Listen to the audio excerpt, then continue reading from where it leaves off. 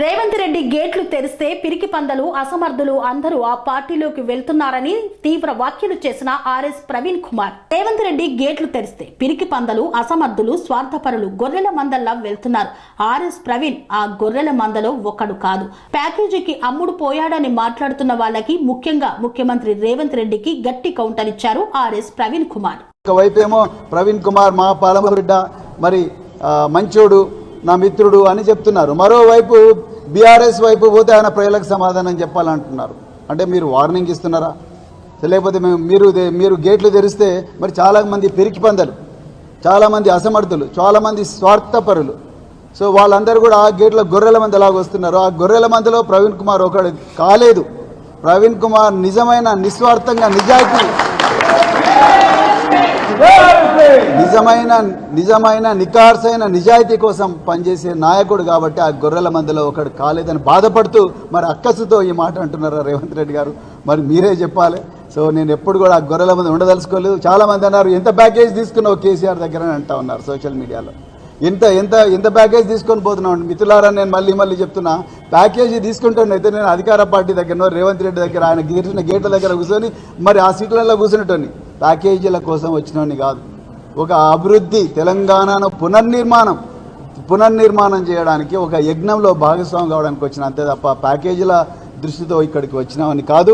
అట్లని నాకు ఆస్తులన్నీ వచ్చినాయి, ఆ దొంగ ఆస్తులన్నీ మరి రక్షించుకుందామని చెప్పి భయంతో నేను పోయిన పిరికి పందను కాదు, స్వార్థపరుణ్ణి కాదు. నేను అన్నీ వదులుకొని, ఉద్యోగాన్ని వదులుకొని నేను రాజకీయ రంగంలోకి వచ్చిన.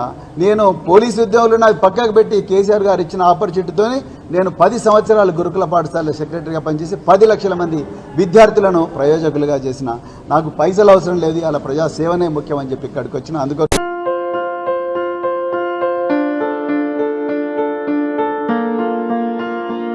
సంస్కృతి, సంప్రదాయం, ప్రేమ, ఆప్యాయత, రాజసం ఉట్టిపడే వేడుకలకు అనువైన ప్రదేశం ఎంఎల్ఎన్ కన్వెన్షన్ హాల్.